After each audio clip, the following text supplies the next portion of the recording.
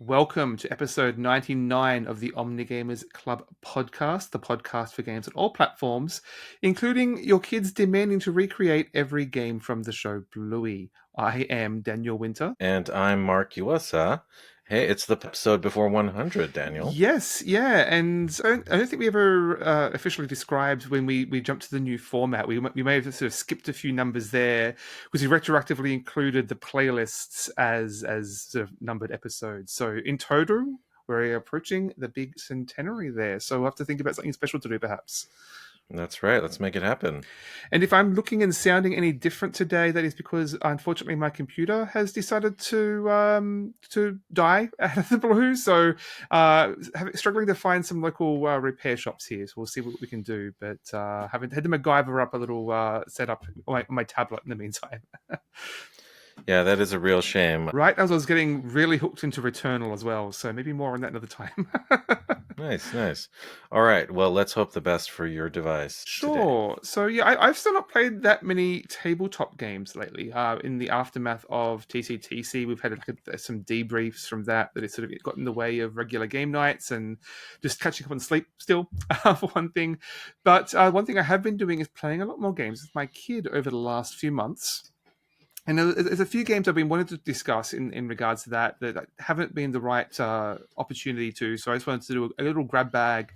Some of the games I've been playing and some of the lessons and experiences in playing with the kids. So my daughter is currently 5 and starting to expand her horizons beyond like harbor games.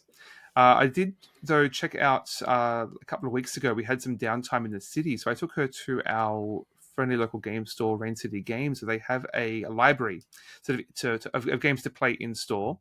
So pulled up a table and sort of had a chance to try a few games, see if she sort of gelled with them without before committing to them, right? So one I'd been hearing some buzz about, harbor game called Dragon's Breath. So this won the Kinderspiel, I think, in like 2017, 18, thereabouts. I've been hearing about it since. And it's a real little banger of a game. I could easily see a sort of punch up a version for regular gamers. Basically, you've got these plastic rings, like these transparent plastic rings about an inch or two wide that stack up to form like this tower. And you fill the tower with multicolored gems. And one of the time you're going to yank up one of those rings, gems are going to tumble out. But before you do that, everyone has to try and bet basically what color is going to fall out the most. And like you pick, I'll pick red, and my daughter will pick blue, and you might pick green. And any of those colors that fall out, you claim those as points. There's basically a little bit of like betting almost, like got to hook them on that early. But it also has a dexterity to the tactile element and seeing things tumble out. It reminds me of those arcade games where you slot the coin in and the little drawer pushing the coins back and forth, and you sort of nice little dexterity element there. So yeah, I could easily see quite a bit of fun being made of that. We've played it. I heard it literally like shut it off after like 3 or 4 rounds. Okay, let's play a different game. We can't just keep playing Dragon's Breath. That's cool. Yeah, I have a game I played recently that touches upon kids and betting as well.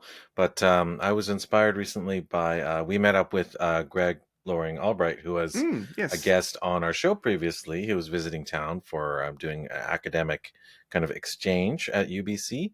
And we played a classic game I really enjoy, a trick-taking game called, what is Chronicle? it? Chronicle, yeah. Chronicle by Seiji Kanai of Love Letter fame. So I really enjoyed that. We only played a 1 round. Yes, yeah. But, Greg was still a bit jet lagged. yeah, that's right. But I was reminded of how much I enjoyed playing that back in the day.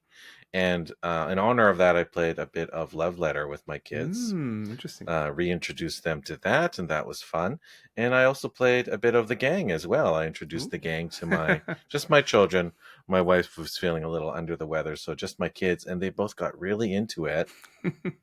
And of course, we didn't, bet money, but they know poker, but they're getting to know it better and judging the relative values of cards was really enjoyable. And my youngest just wanted to keep playing, and I also had to cut them off as well. They can use it as a maths like statistical lesson, I guess.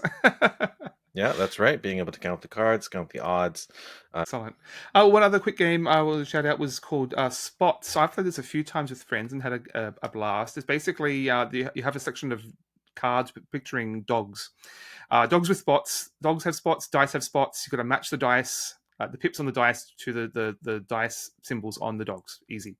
But there's I figured she would really love that concept. She did. The problem being the sort of action selection you do. You have this like basically 6 different tiles that have like a wide variety of how many dice you get to roll, how many times you get to re-roll them, and different actions, which with a lot of words. We're not quite up to speed with reading yet, so I had to like improvise a family mode on the fly that didn't include all of those. And let's just roll three dice a turn. I'll give you a re-roll now and then. So had to do some like impromptu game design on the fly there, but that core concept of matching the dogs up, and she was very skeptical of Doog, who is absolutely a dog. If you've played that game, yeah, had some fun with spots as well. Unfortunately, hard to find, and when you can find it, very expensive in Canada.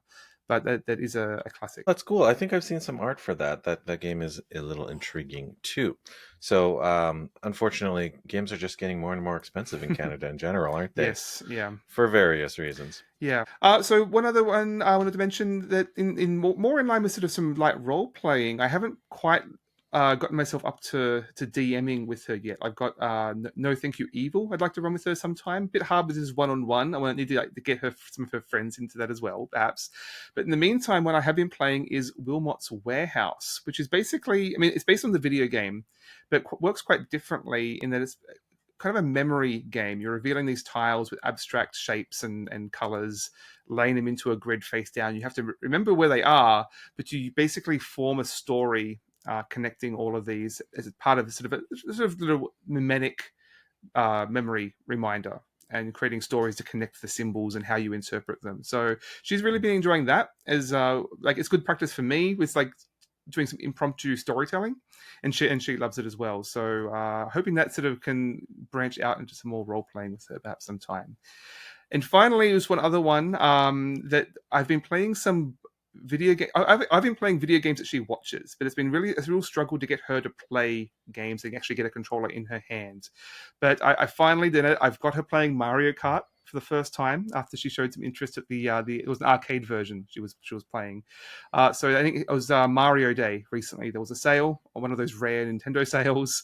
Got a copy of Mario Kart 8, and she has wanted to play it every day since. So it's some great accessibility features in there. I've had to like create new goals for myself, so I'm not like winning every game. Like my current meta is I hang back in like second and just bully whichever NPC is in first to give her a chance to catch up. So yeah, it's a great game, and hoping that it branches into some other video games soon for her too. Very nice. My quick news will be Nintendo related as well. Ah, Of course, there was a direct recently, and of course, everyone's looking forward to the Nintendo Switch 2 direct, which is forthcoming for us. It may have already happened by the time you hear I think this so, on yeah. April 2nd, I believe Mm. it is. And there might be, I think the rumor was that there might be a pre order happening that day as well. So I'm going to keep Mm. my eyes open for it. But the other news tidbit I thought was interesting, aside from all the games, was the talk about the virtual game cards. Now, this intrigued me. It was a little bit confusing, so I dug into it a little bit more closely. I'll share a link to a news story about this in our show notes. But basically, you always were able to share games between family members in Nintendo Switch. It was a little bit nebulous exactly how it worked, but for instance, we have a primary Switch in our household that lives in the living room. And then we have a secondary Switch, which was the old one that doesn't work on docks anymore Oh. and just charges very irregularly. So it's the backup Switch, which I play some games on now and again. So you could always play the same like copy, quote unquote, of a game, Mm. so long as the primary member, myself, owned the game on any of the devices. But you couldn't necessarily play all games on the secondary Switch devices, and that's how it normally works. Right, And I right. think like that kind of uncertainty, exactly what it feels like, I guess, caused Nintendo to all these years later what is it? Switch is like 8 years old or something now. All these years later, decide to invent this new metaphor called virtual game cards.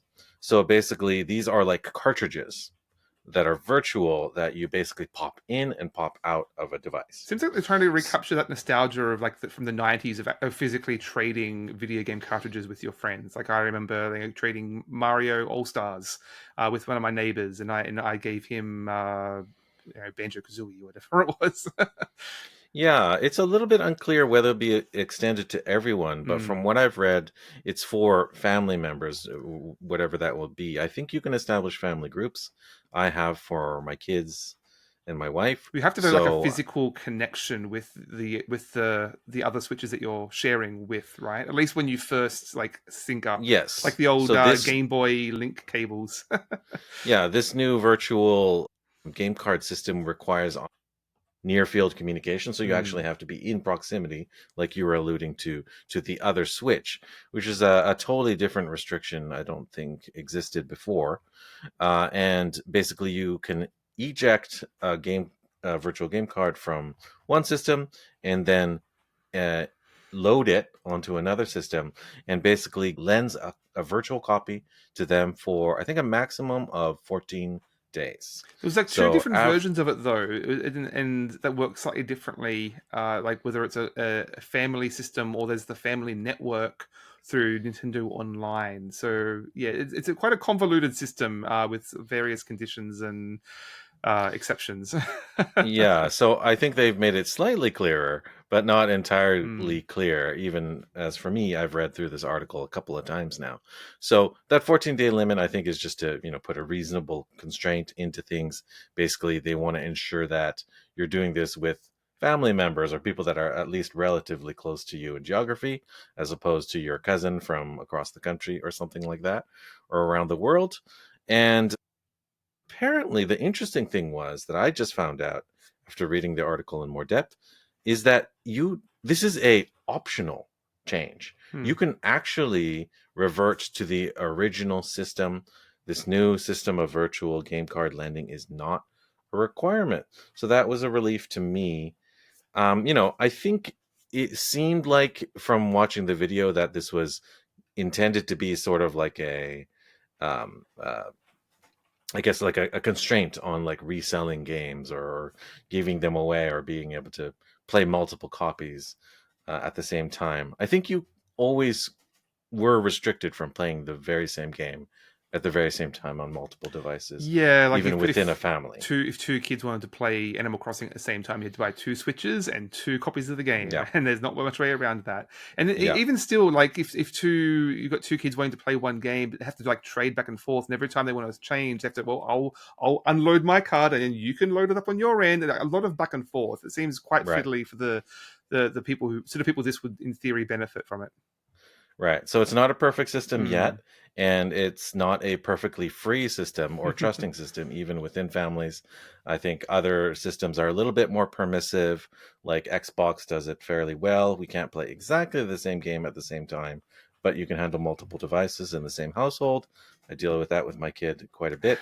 And I think Steam Family Lending is quite permissive, if I'm not mistaken. Yeah, I've not used that myself, but so I've heard. Yeah. Yeah. So, anyways, this sense new world of virtual lending is not perfect just yet, but I guess they're trying to do something generally good for the end user. So, unsure yet whether this will be a good move or not. We'll see. Hopefully, it makes more sense with the Switch 2 and when we have more information there. For sure. Keep an eye open for that. All right, that's all I have for news tidbits. How about yourself? No, that's it for me. Why don't we roll into the main course? Let's do it. All right. Did you want to talk about your game first? Yeah, sure. So, speaking of playing games with my daughter, I've been exploring some other options for games that I could play that she'd sort of be into watching. And one that's been on my radar for a little while is Cana Bridge of Spirits, and I came across this at my local library, not even the Big Fat library. My local library turns out has a default sort of lending period of 3 weeks instead of just 1 week, which was a lovely discovery. So I grabbed that, and what I hadn't realized is this game actually came out in PlayStation in September 2021, so quite a few years ago. But it only just came out on Xbox 6 months ago. What was that? August 2024. So relatively new to Xbox. This is developed and published by Ember Lab. If you're watching a trailer for Kana, you would be forgiven for mistaking this as a sort of lost Disney movie that you'd never seen. It's quite explicitly very inspired by that sort of Pixar Disney house style. A sort of a lot of soft, round edges on characters, big eyes. She looks like a Disney princess basically, but they use that for like really good effect in just terms of the quality of the animation here is pretty strong. For a very small team, I think it's just 15 people on this team. So yeah, it's incredibly lush level design and characters, and a lot of fully rendered cutscenes for the story going on here. And the studio actually, I think they got their start as basically doing like fan videos. There was a Majora's Mask short called, I can't remember. I'll look that up. I'll drop it in the show notes. But it was like a fan trailer for like a Majora's Mask that was really high quality. Even like it was like 10 years ago. I was just looking at it now, and it's still really holds up. So go check that out. And this is their first attempt at a full-on game. They've done some ad work and shorts, but this is their first video game. So yeah, really curious to see this new debut offering. So it's basically a character platformer.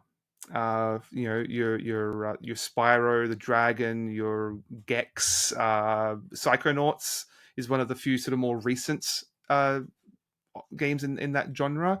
One that I really loved growing up, like Banjo Kazooie, which I just mentioned earlier. So Kana here is playing a spirit guide, basically, is the gist of the story here. She's come to this village for reasons unknown, and seemingly most of the people in this village are already dead, and you're helping them move on through various means. And that acts out very sort of formulaically. You have to collect their 3 MacGuffins, and then that will sort of unlock you to talk them through their grief and their grief or rage or whatever it was that caused them to die. Not of course before fighting them as a boss, for reasons. So it's a little formulaic. You've seen all this before, but it is presented in this very earnest way. Incredible animation, very lush level design, as I was saying. But it's very interesting in that it's very clearly inspired by a lot of sort of Asian culture.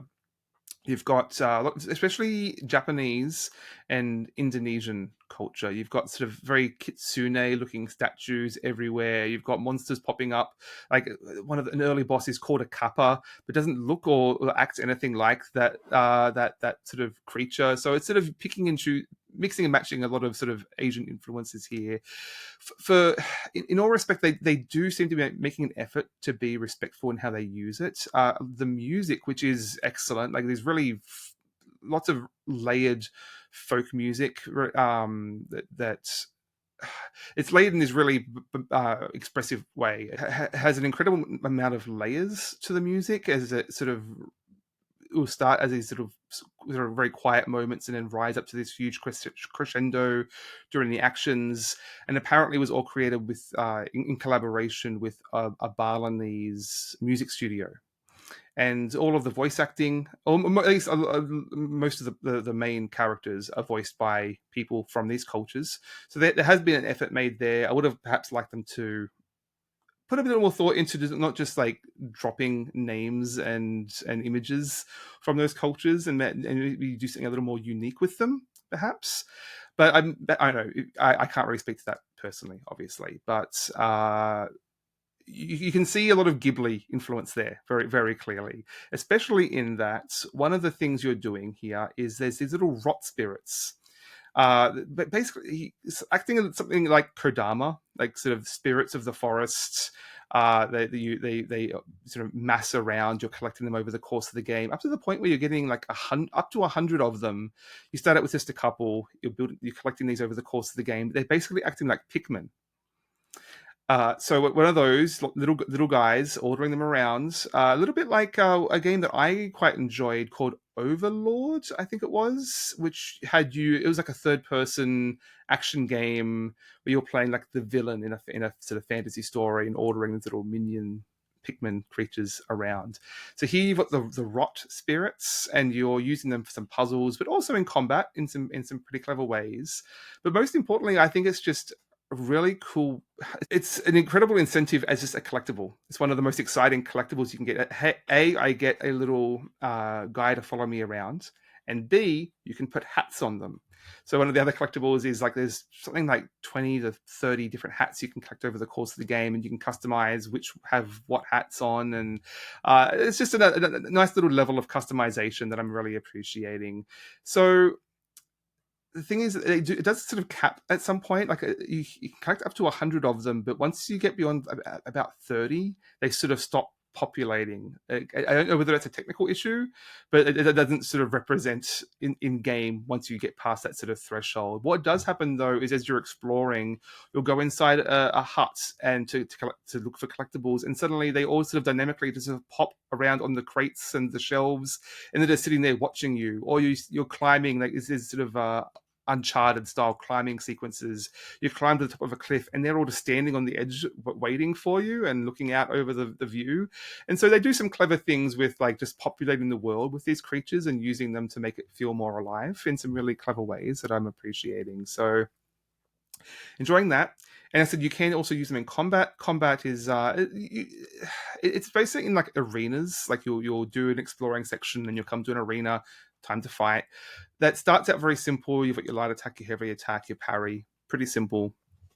But they do start layering on some new mechanics pretty quickly. There's a bow that's very that you get fairly early that becomes pretty key. A lot of comparisons have been made to Horizon Zero Dawn in some of the combats, and you can mix and match between sort of melee and ranged pretty seamlessly, and you can use the rot actually come into play in the combat as well, in that you basically build up these little ultimate meters that you can then spend to like throw them at the enemies, like stun them or supercharge some of your attacks. And so it's actually quite a lot of tools in your belt there by the ends that I'm quite enjoying the combat there as well.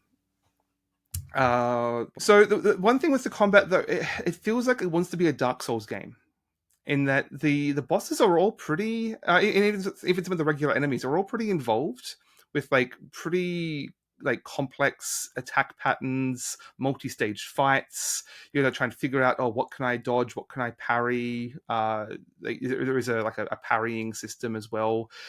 The problem is the game isn't quite tight enough to really warrant that. It's a little more.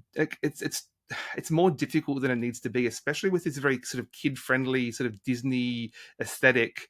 The difficulty of the combat isn't quite right, and it's mostly a tuning issue. I feel like had they just like tuned down some of the speed of the attack, some of the how much damage they do, wouldn't be a big of an issue. But it's strange that they haven't sort of made it a little more friendly to younger players in that sense. It's quite intense, the combat, in ways that I'm enjoying, but it can get quite it's not quite responsive enough for the sort of game that it seems to want to be, like chaining between some of the different combat like throwing bombs and shooting arrows sometimes isn't incredibly responsive. The lock-on doesn't really work very well, I'll say. But otherwise, like those complaints aside, I'm really enjoying it. I could nitpick a lot of little things like with the UI and some of the level design that largely feel like just it's a first game, right? It's a sort of thing that I can sort of forgive. It's a first game with a small team. It's not like it's not the best at any one thing, but it's an incredibly competent game, and I say that in the best way possible. For a first outing, it's a very strong game. It feels like a licensed game to like a lost Disney film. Again, also I mean that as a compliment. I remember having a blast with like the old Aladdin platformers and some of those early licensed games, right? Not particularly innovative or sort of ambitious, but it just is a nice little throwback to that genre that we haven't had a lot of these days. And my daughter is really loving it. She loves when I go into the spooky forest. Oh, one thing I didn't say is there's all this corruption. Like a big part of the story is you're sort of healing the corruption in the forest, largely represented by these big sort of flower bulbs that you have to like throw the rot at and shoot them with your arrow. But it feels like you're popping a pimple. And it's just a super satisfying moment every time you hit the bubble, it bursts, the forest becomes green again. Feels good. To each their own, I guess, for popping pimple fun. I'm interested. This genre of, I don't know, what did you call it, mascot action or character 3D character platformer action adventure. Yeah. I played a little bit of this, but I feel like I kind of missed the generation where these were really popular. That kind of 90s, like Spyro, the Dragon, Banjo-Kazooie era. I guess when Rare's heyday was when I sort of stepped away. So a lot of these didn't really do anything for me. Of course, I played Ocarina of Time, classics like that, kind of genre-defining games like that. Yeah, you mentioned the sort of like Ghibli as aesthetic thing. It's interesting right now in social media where you're seeing the whole like AI generated meme imagery regenerated in Studio Ghibli style. And apparently they contacted Hayao Miyazaki, the director of all the most famous Ghibli films. And he said something to the effect of, this is like an insult to humanity itself or life itself. And, he's saying what a lot of us feel. And I can't imagine how he feels as the person who like originated these things out of heart and soul and blood and sweat and effort. It just strikes me as odd, ironic a little bit when every new media that comes out seems to say this is Ghibli inspired, or every solo TTRPG says this is Ghibli aesthetic, or this is cozy Ghibli vibes. And it's always the cozy Ghibli. It's never the environment destruction, the sort of the raging Ghibli, is it? Yeah, it's not the Princess Mononoke scary sort of violence. Or like the political commentary Ghibli either. It's just like cozy vibes, cute mascots. And it seems like Ghibli as an aesthetic has kind of replaced Disney as the stand-in for AKA creativity. Right? It's a shorthand. And so right, it's a shorthand for creativity now. And that's why it's interesting that it's in the conversation of dialogue with generative AI, because generative AI has no creativity. It just is great at remixing and churning out kind of homogenized goop. Right. But, obviously there are great more harder core character-based games like your Souls-likes and things, and they're going in creative directions. At least somewhat creative directions. Yeah, I wouldn't say this does a lot with those sort of Ghibli themes. There's not a lot of story, all things considered. Once you pull out all of the platforming and combat arenas, it's pretty light in that regard. But there is some very earnest storytelling in terms of accepting death. Like death is not a bad thing to be avoided here. It's just the peace and the characters exploring the peace and moving on, and how that impacts the people left behind. So it's a very sort of positive take on death and moving on. But as I said, it's not going into any great detail in that regard. Kano herself, not much of a character, I will say. Isn't that a lot of video game characters? Yeah, bit of a cipher. Yeah, exactly. Speaking of which, if you're okay moving on to the next second game. Yeah, let's do it. Let's talk about a game produced by an Asian studio that's reinterpreting a lot of European setting and theme. This one is the game we've spoken about a little bit in the past, but I've been playing more intensely recently. It's called Metaphor Refantazio, the new JRPG from publisher Atlas. It was developed by Studio Zero, which I assume is one of their in-house development studios, directed by Katsura Hashino, and released for a bunch of platforms, the modern ones, PlayStations, Windows, Xbox. And this game, you and I played, I think most people know that this is a reinterpretation or a continuation of the Persona-like JRPG, except it's nothing to do with modern day Japan and teenagers going to school and contacting sort of yokai like spirits. No, this time around, it's in a very inventive world. It's a fantasy world, an original fantasy world. And what's interesting about this fantasy world is it uses a lot of tropes like elves and beasts and flying ships and kingdoms and queens and princesses and things like that. But it also integrates a lot of steampunk, and it integrates a great degree of sort of like social commentary into it. But before we delve too deep into that, I just wanted to say that it's a unique in a lot of ways. It's sort of like a JRPG and a European fantasy story seen through a fractured prism. For instance, one of the very first things you see when the intro video loops up is like screenshots of modern day Earth, Japan, maybe Tokyo, I don't know, maybe New York or something like that. And there's this concept of humans, and humans, quote unquote, in this game are not the people that exist, the majority of persons in this world. No, humans are the most feared creatures possible. The commoners whisper about them. Like these The Hieronymus kings, Bosch monstrosities. yes, the kings and lords promise that they're going to destroy the scourge of humans. So humans and fantasy and story seems to be referencing us, mundane Our world is us. the fantasy all along. Our world is their fantasy. So a lot of interesting twisting things, and yeah, a lot of freakish body horror in there. Anyways, I've contemporized there, but ultimately, in the end, it's a JRPG. There's a nameless protagonist. He's of one of the, what is there, 12 tribes or something like Yeah, that? the 10 or elder. he's one of the Elda, which I think he's the only Elda you see really around in most cases. And then there's these other tribes, which are like, I guess, castes of intelligent beings. And some have horns, and some have long ears, and some wear boxes on their heads, and some flit around with wings. Your token cat Some are people. angelic. Yeah, there's cat people, and there's a lot of known races of intelligent beings. Oh, there's dog people, of course. Some are treated well, and some are treated badly. And you are of very low status as the main character. And unlike the Persona games, the thing I thought was cool about this game is that you start with a mission.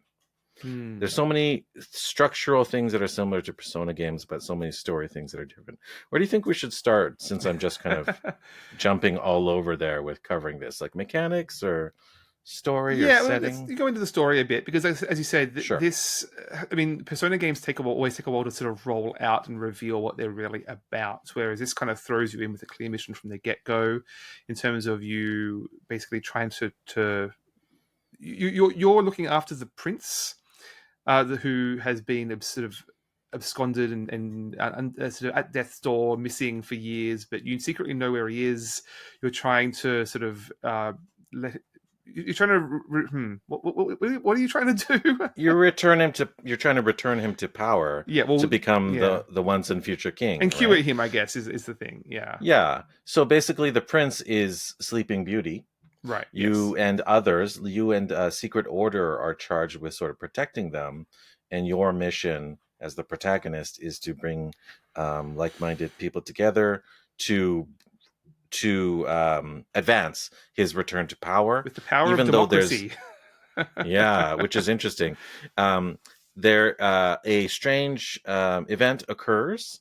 The previous king is sort of taken out of the picture, and then this sort of, I don't know, godly presence who calls themselves the king um, shakes up the whole land by saying that we will have an open event to hear the voices of the people.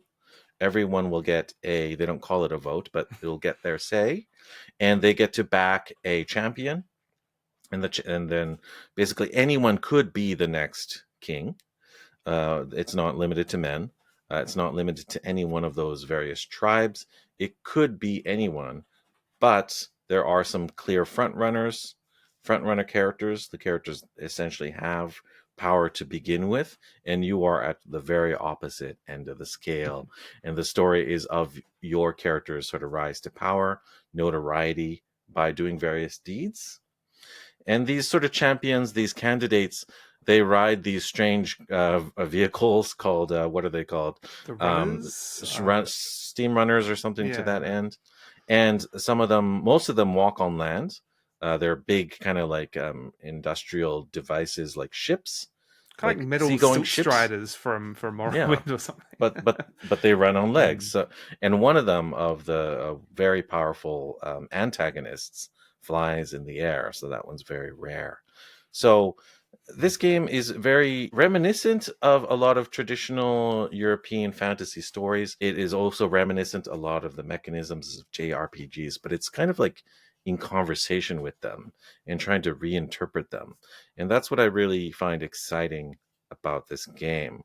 Yeah, so you essentially, the structure of the game is that you will meet companions along the way, just like a lot of the other Atlas JRPGs. They will wield their power in turn-based combat. You will every kind of segment of the game, of which I've played through 3 of them so far, 3 main areas.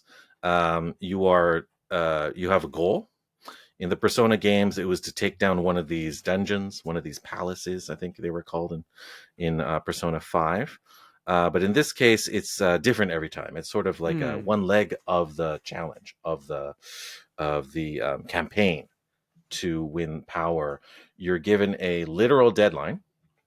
So at X date, we're going to have a presentation. You got to show us your achievement. You got to bring us the head of an evil beast or creature. Show us how important and powerful and Usually it means running strong some you kind are. of dungeon. But yeah, the way you go about that is there's some different framings of how they approach each dungeon. At least it's not the same. It's not like doing a heist in a formulaic way like Persona 5 was. Yeah, Persona 5 I felt was like very, very restricted in that the dungeon of the I guess the chapter was all consuming, and it was large, and you would visit it multiple times. It says, Mm. "Oh, you made it through all these X levels out of 30, but you couldn't take another step further. You better go back and have some rest and maybe write your midterm exams in the meanwhile." Right? That was the structure of Persona, which maybe you're detecting from my tone of voice, but always rubbed me the wrong way. It was just like the pacing. It was just getting to an interesting point, and they send you back into this like relationship generating management game and time management game of Japanese high schoolers, which was always a little strange I always struggled juxtaposition. with that in that you couldn't optimize everything. You had to very much pick and choose who you were going to be friends with, what stats you're going to level up, and you're always falling behind. But if you just followed what you were interested in, you'd probably finish the game with a fraction of what you could possibly do in that game. Whereas me, the completionist, wants to optimize all the social bonds, so then I end up following a guide, and then it ends up just feeling unsatisfying as I go by the numbers.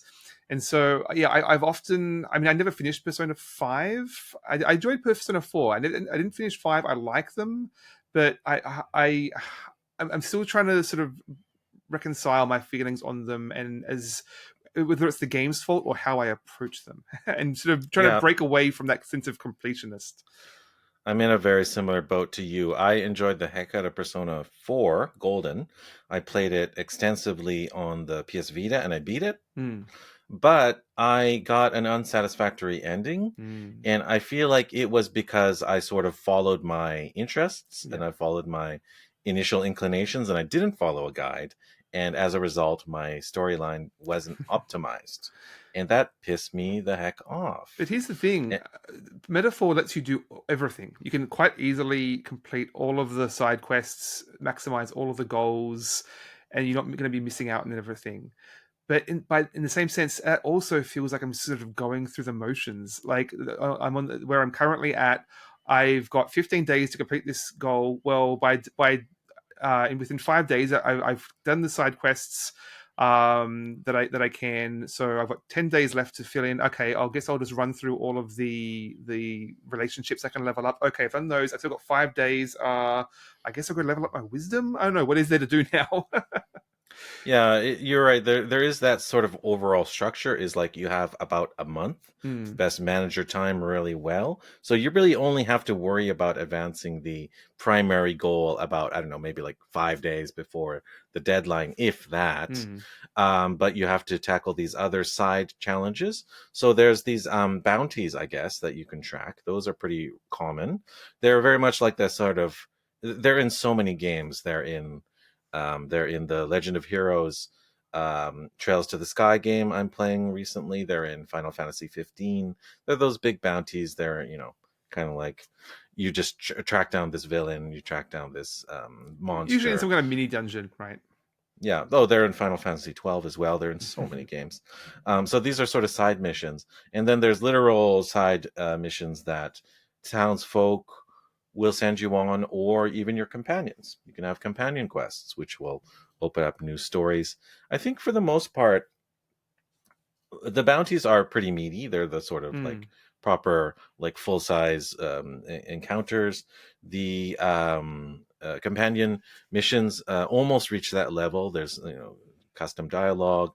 You get to reveal new aspects of characters, and then the side missions for random townsperson B don't really matter at all. But what I really liked about this game is that there are a lot of characters. There's a large cast of characters.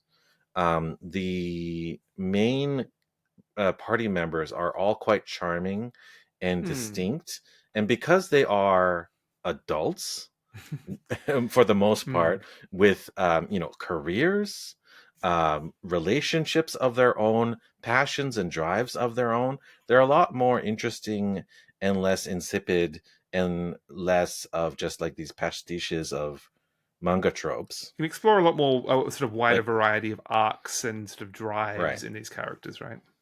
Yeah, because they're adults and because of all those reasons I mentioned, they're a lot more interesting in their own right. And you want to develop relationships with them of your own accord rather than just feeling obligated to doing it. But unlike Persona games in the past, I felt like motivated to build relationships with a lot of the side characters also. Hmm. Some of the secondary characters you meet along the way, like I don't know, the guard from this second town. He was a charming fellow, kind of becomes your sort of ally along the way. Various other side characters, this vendor of magical items from the early main town, or the child of a ally who sort of falls under your sort of not supervision, just sort of like care in various ways, sort of like an adopted child. Very charming that way too. So I felt a lot of them I was drawn to of my own accord, and I wanted to spend time with them, not just because I saw a little yellow exclamation point flag on the map, but because I want to. I feel like I should Hmm. give them attention. So I felt motivated to pursue those side quests I do find it of very my own. strange, these little weird little pop quizzes you get every time you're talking to these characters, though. Like, it presents you the illusion of a choice of how you're going to interact with them. Are you going to be supportive, or are you going to like tell them off, or like? Usually, it's like three different flavors of being supportive, and you've got to choose which is Hmm. the correct one because you'll get some bonus points if you do that. But Yeah. it's just, it feels very arbitrary. It's like, why give you either make it a more interesting choice or just Yeah. don't bother at all.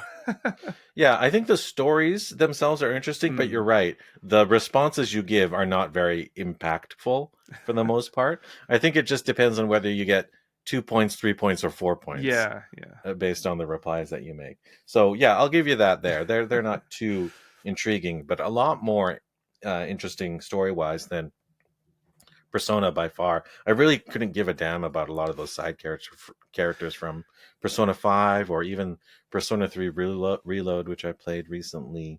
Just a little bit underbaked, a lot of those I do characters. find some of the characters a little too earnest in Metaphor, I will say. Like, Hmm. it's missing a little bit of the wackiness that you'd get in those sort of more Oh, you don't think contemporary settings. You don't think Metaphor is wacky?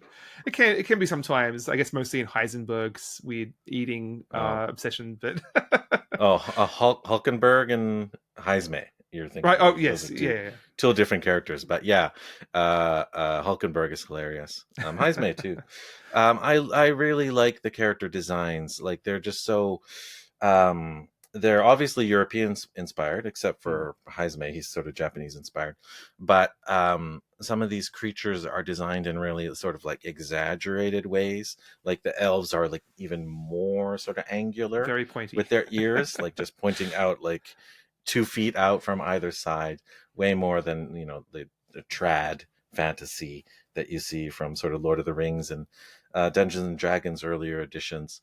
The variations between the sort of Ujif characters, the bat-like characters like Mm. Heismay, and then the cutesy Ujif that you see in town. And Because you see quite a I bit of saw variety within each race. It's not right. each race isn't monolithic itself. Yeah, and that part I really appreciated because it helped develop this idea that you were living in a real world. Mm. Even though not a lot of the balance of things or the structure of things felt really realistic, it just Mm. felt like fleshed out, sort of like, the world of Oz, like all of these things are strange, but there's like a sort of internal logic to them in how they interconnect that I really enjoyed. It does So, fall into some of the traps of sort of fantasy racism, I find. Like hmm, it does at least try to explore some of the more systematic sort of causes and background to right. this the interpersonal relationships between all the races. It does fall into like, well, we can solve this by just being really nice and friendly and earnest, and they'll vote for that, right? And it's a little too earnest in how it approaches what the solution to that might be, I think. I like the bits most in the story where you have to encounter and interact with the other candidates Mm, of the sort of election, if you want to call it that, because each of them has a sort of pitch, right? Like sometimes you have to literally pitch mm. your cause. They have party platforms. They have promises that they're going to give. Like one of them is like, let's make everything a party. Let's free drinks, bar on every corner. Everything's going to be a blast. And another one is all about beauty. Those who are the most beautiful should wield the most power, or those who are the eldest should be respected, and those are the youngest should labor to benefit them, or something like that. And one of them is just this like scrappy dog like character who you meet, or is it a cat like? It's hard to say, but she's sort of like a frenemy, right? Mm. And so Oh, the you bunny meet girl, them. right? Is she a bunny? Katerina, I think. She has pink hair. Yeah, Yeah, Katerina, yeah. that's her name. You meet her multiple times along the way, and she's kind of like stubborn, right? Obviously, like she's not going to win, but she believes in herself and just kind of butts her head against the challenges of the world, and you can't help but wanting to support her. And you just meet these characters once and over and over again. Hey, she calls out And for bringing back guillotines. My vote's for Katerina. yeah, Katarina's awesome. Actually, I would get a tattoo of her, or like a patch of her on a leather jacket or something. She's super cool. But you encounter these characters again and again, and you're like, yeah, am I pursuing the right angle? Because essentially, you're a restorationist, right? Yeah, that's the You're thing. It's trying, a, it's a big like democracy battle, for lack of a better term. right? But you're basically just representing the prince to restore him. So it's very Yeah, you're a strange. monarchist. Yeah, Exactly. yeah. So you're trying to win this democratic debate to restore this monarchist, which I personally I think is Mm. sorry There's going to be a is twist, obviously. I have BS. not. Yeah, but I don't know. It just seems ironic, and Mm, I don't know. I think a lot of Japanese studios, especially, are just pro monarchists, right? mm. Because like that's their tradition. Like Canada, in a lot of ways, they're constitutional monarchies, and a lot of those them believe, oh well, the monarch has the best intentions for me. There can be great, good kings and queens. I believe there ain't no good kings and queens Yeah, the anytime way they anywhere. frame this sort of democratic battle is very strange. Because then the church sort of co-opts it into this tournament that has nothing to do with the actual sort of power that's overseeing this battle, but like, everyone just follows along with the structure of this tournament for no particular reason. Right, but this game is interesting in that kind of like I don't know, 1960s Star Trek is sort of coloring everything as a metaphor. You know, they're Mm, calling mm. into question a lot of modern day beliefs, a lot of modern day political and religious beliefs, and in this sort of fantasy um, RPG space. And it's not exactly the most cutting commentary, but it at least they are tackling it in a way that not a lot of Deeper than trad most fantasy games games do. do Right. of this sort of scope. Yeah. Yeah, not exactly super well balanced, but they're still asking the questions. They're still going there. And for that, I appreciate it. If more games did more like commentary like this, Mm. perhaps in even more cutting way and in a more educated way, it would be very intriguing. So I like that this game touches upon those areas. I will say one Not. final nitpick though. There's one Mhm. character, not to name names, there's one character who has murdered a bunch of children, and because she feels sad about it, the characters all forgive her. It's like you do not have to give it to the child murderer. Right. Like, Yeah, she sort of redeems herself, quote unquote. yeah, it just falls In a little bit too much into the earnestness and sort of feel good vibes of how you can solve the world. Yeah. So this I would say we're trying to wrap it up at this point now. I've played about 33, 34 Hmm. hours of this. About the same. I haven't finished it. I'm just in the kind of third largest area. It sounds like you and I are in similar spaces. And this game, I said it's a streamlining sort of extension of Persona. It doesn't streamline everything away. It does some really smart things which I really appreciate, like you can skip random combat, or you Mm, can mm, skip combat encounters for enemies that are weaker than yours. So most battles in Persona 5 say you would run into the character under the screen, you could whack them first and get an advantage. You can also do that here. Or they can whack you first and they get an advantage, which also happens here. But if you encounter a monster that you're over leveled for, you can just whack them and they're gone. mm. You just whack them with a sword from the over map and they're gone. You don't have to enter an encounter. You still get XP. Just streamlines that whole thing, and you only have to go into combat encounters for encounters that matter, essentially. And I do Cuts down like, as on the I grind. mentioned on a recent episode, I do really like how you mix and match those classes in battle. Yes. How Yeah. every character can be any class basically. You're not like locked Right. to specific elements like you were in Persona. Yeah, I think this sort of method of leveling up your character is one of the most exciting that I've played in a long Mm. time. It's just so much Um, customization there. right, like you Mm. said in Persona 5, a side character was locked to this persona. They could only play that. The advantage of the primary character is that they could load up multiple personas. They're sort of like the chosen one, the only one who can do that. But in this game, you can load up for each of your characters any one quote unquote persona at a time, and they can depending on how leveled they are, they can inherit abilities from other personas quote unquote that you have used in the past. And there's a wide ranging array of character classes that those Mm. personas can take. I think you start off with something like 8 or 10, and then as you build relationships Mm. with people around you, it unlocks even kind of extensions like subclasses. I think you start with the healer, for instance, and you can unlock the cleric. You've got to level up, you The, know, max out the healer first before you can like sort of advance to the sort of master class beyond that. So right, yeah, it's quite a lot of layers to that system, and like getting the most out of it. You can mix and match like skills between some classes by using right. the Magla points. Yep, and you can buy these pieces of equipment called igniters, which Mm, will give you access to like one elemental spell, mm, which is really quite valuable when you have talked to the informant. He lets you know that monsters in this dungeon mm. are strong, are impervious to fire, but weak to ice. So you Or these load up your monsters characters really with hate ice. healers. Don't bring a healer. Like yeah, every dungeon tends to have these weird quirks that forces you to experiment and sort of try some new combinations there. Yeah, so that part I really appreciate, and I just think the missions are taken on in a streamlined way, but there is a lot of missable content. So if you're not keeping your eyes open, if you're not checking everywhere, you will miss a lot of things too. So I'm just going to do one small last tangent. Is I saw on social media somewhere someone was saying on Bluesky that JRPGs are sort of such a established genre that it seems as though all JRPGs are trying to strip away what makes them a JRPG, and that other games are taking on sort Mm. of like the trope structure of JRPGs. And to some degree, that's true. You have games like what are they like? You know, dance combat games or things like that that have character structures, side skits, leveling up like a lot of JRPGs do.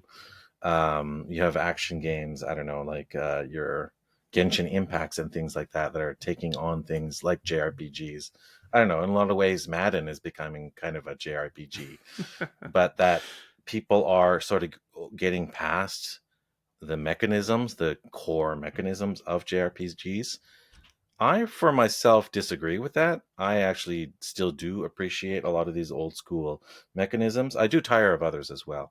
So this is not just nostalgia talking. A lot of it is nostalgia. But I, for one, aren't tired entirely of a lot of these JRPG mechanisms. But I do appreciate the streamlining. I think this is a strong example, sort of what Dragon Quest III HD remake we talked about the other Mm. day streamlines a lot of nice things as well. This is a great balance, and I think it's pointing towards interesting things that they can do with the genre while stripping away the things that are sort of just had their day.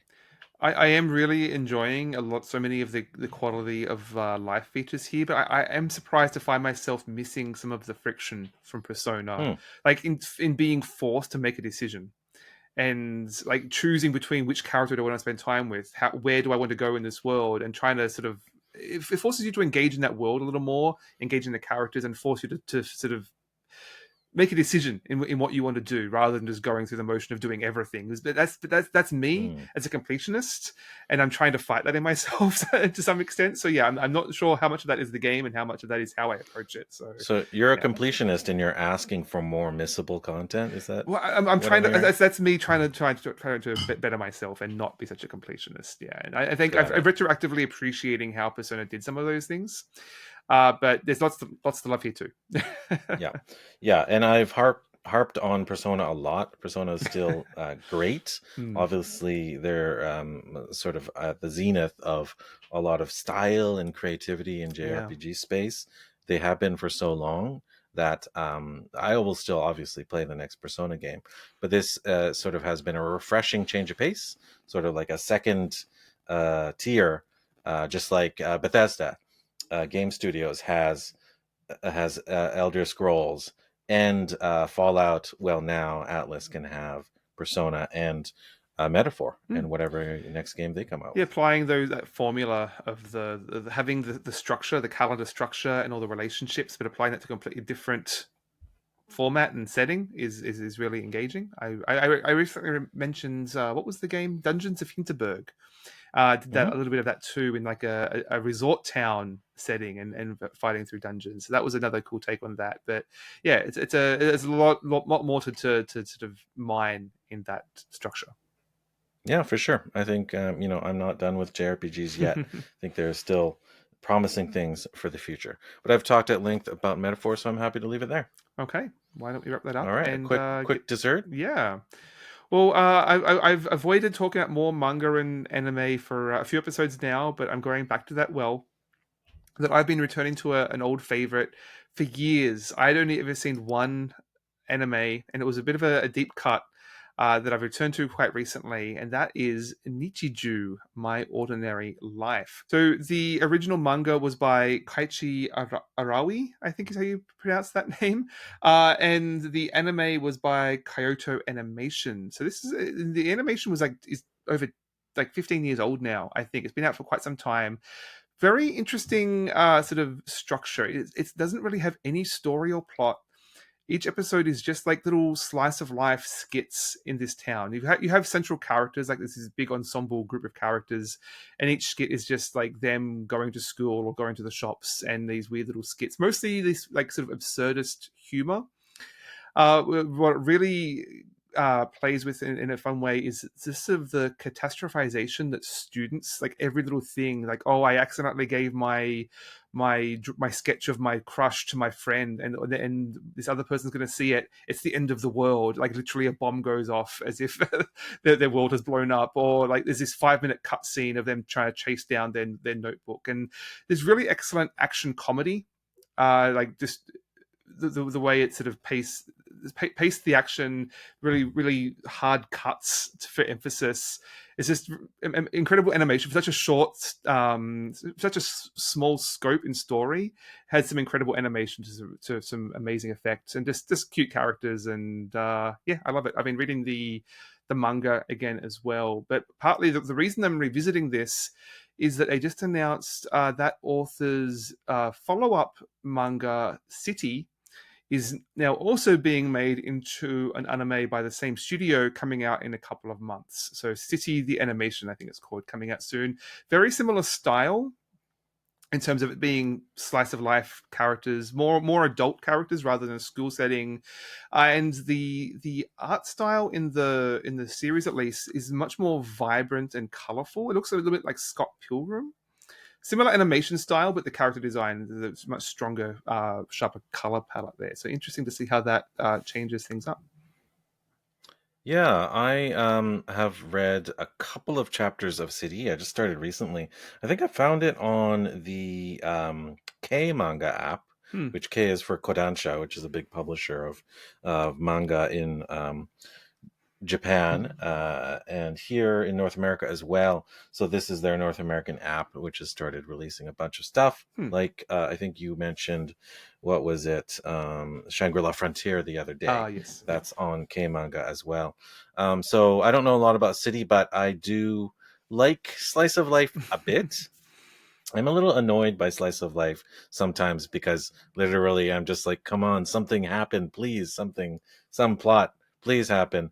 But I do like gags. I'm starting to slightly get into gag manga, which was never really something I did before. Also a bit lacking on plot. But one of them I enjoyed recently is called, actually, it's the show. It was on Netflix. Anime is called Psyche K. So the character's last name is Psyche, and he's a sort of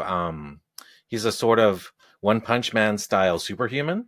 So he has telepathy, he can teleport, he has super strength, he has time manipulation effects, but he just hates all of his powers because it just annoys him to no end, hearing everyone's thoughts and being asked to fix everything for his lazy dad or things like that. So it's a bit of a gag about all these wacky characters in his life and all these absurd situations that he runs into. So that show is well worth a watch on Netflix, and I believe that's from manga as well. Might try and hunt out the manga that it originated from, because I just want to see more antics of that cast of characters. Humor can be tough in manga, especially just especially, I mean, as from a Western audience. So much of it is based on cultural touchstones I don't have. Like in Nichijou, especially, it's very much, it's all about, there's a lot of jokes about the high school club and how those are organized, which I have no experience in.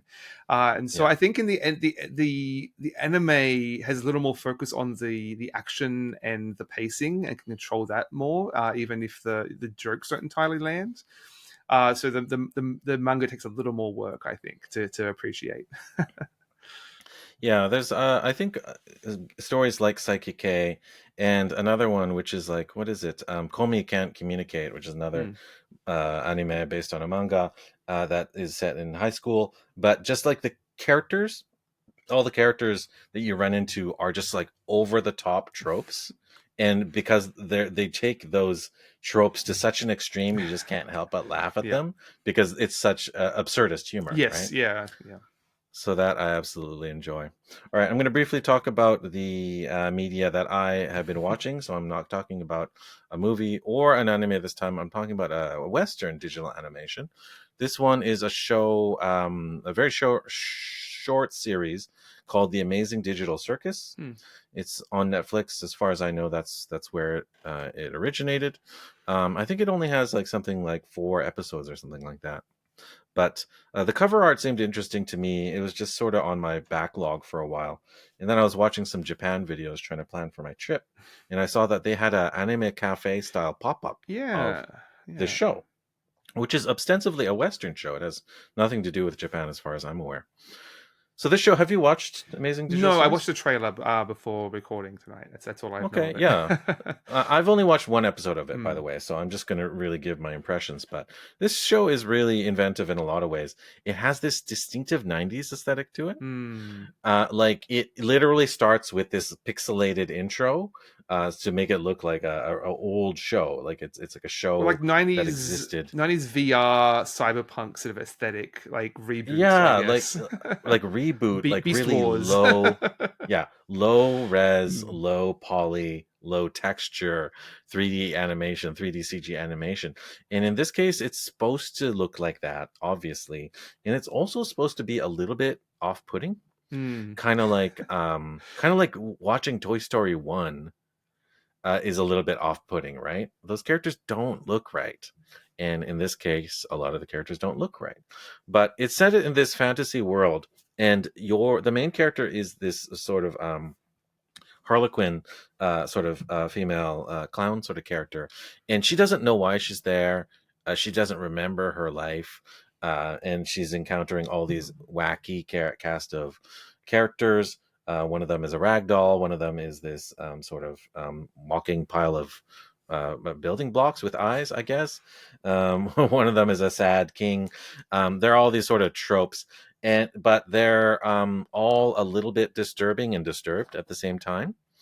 And this show, I think it was like PG-13 or something like that. I watched it with my 13-year-old and my 10-year-old.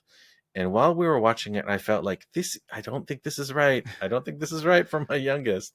But my 13-year-old loved it Hmm. because it just that level of humor of like kind of slightly disconcerting, upsetting humor was, I guess, just right for their taste right now. This show reminds me of you watched Star Trek: The Next Generation, right? Half of it, yes. Half of it. So Yeah. you might not have reached this episode yet, but there is an episode where of TNG where Worf's son Alexander, Mm. who you may have encountered, is befriended by Loxana Troy, who's Deanna Troy's mother. Do you remember this No, episode? I saw the one where he gets accused of stealing stuff from the museum or something. Okay, so this episode's coming up for you, so Okay. keep an eye out for it. But basically, they become friends, and Alexander's having a hard time listening to rules, and Loxana Troy is like, rules, schmools, live it up, or whatever. And basically, like he cheers her up. She is sad, but she teaches him life lessons. It's a whole heartwarming story. But Loxana Troy takes Alexander to this strange, bizarro fantasy world on the holodeck, which is full of really rudimentary early CG animation because it's the 1990s or the late 80s, and I was just instantly taken back to there about how disturbing a digital clown can be, and both of these shows are equally I'm having replete sudden with flashbacks to that 3D scary episode of The clowns. Simpsons. I think it was like a Treehouse of Horror where it's like 3D Oh yeah, Simpsons. 3D Homer, right? They visit the third And the dimension. bouncing geometric shapes and things, and yeah, very, very abstract and weird. Yeah. Yeah, seeing a third dimension of Homer and Bart is the most disturbing thing of any of those episodes, let me tell you. But this show is really interesting. The plot is not really that overwhelming, Mm. and it goes to, it wraps it up, at least in the first episode, in a tight way. But the thing that's impressive about the show is the tone. Mm. It just has such a sense of dread to it. You feel lack of control, just like that primary character. You feel like you're sort of being gaslit while you're watching this. It's like, Mm. what are the rules of the universe that I've entered? And there's like slight degrees of like body horror, like the characters like lose limbs and they lose control of their bodies and they can become paralyzed and sort of vulnerable. So that's why I would say probably not suitable for younger kids, but probably older kids and teens would really get a hoot out of it. And for adults, if you like kind of horrific, sort of dreadful atmosphere, you will like this too. The aesthetics do look like a lot. I was very overstimulated watching that trailer. It kind of feels like sort of Hot Topic goth vibes, a little bit Hmm. of Nightmare Before Christmas and like Adventure Time sort of thrown in there. Just the sort of wackiness, random things that are so random and weird that I don't entirely drive with. But if the writing and jokes are solid, maybe I'll check it out. But it's a Yeah, I lot. think, I mean, maybe the trailer you saw is probably extra intense, but this show, at very least, it has wacky things, but it centers the story pretty tightly on the main character's sort of personal motivations. Like, why am I in the situation that I'm in? I need to get more control of this universe. I need to know what's going on. I need to be able to decipher these problems for myself. It was like And some I sort need of to existential Rosencrantz and Guildenstern are dead sort of surrealism play. Yeah, they're absolutely surreal, and there's this Mm, mysterious exit door that the main character is trying to find. So there's like a promise of more layers, which interesting. I'm enticed Okay, and only four to episodes, keep so watching. never know. Yeah, that's right. So there's an interesting show. You should go check it out. That's another the amazing Digital Circus on Netflix. Excellent. Well, All yeah, right, lots of... Daniel, whatever. Is there another item you'd like to cover before No, wrapping up for the let's show? start bringing this home. All right. So that's been another episode of the Omni Gamers Club podcast with our new format well in swing. Like we told you before, we'll try and set up something for the 100th episode next time. Who We should do knows what it'll something. look Yeah. like? Maybe we'll have another guest to join us. All right. Shall we give people the outro then?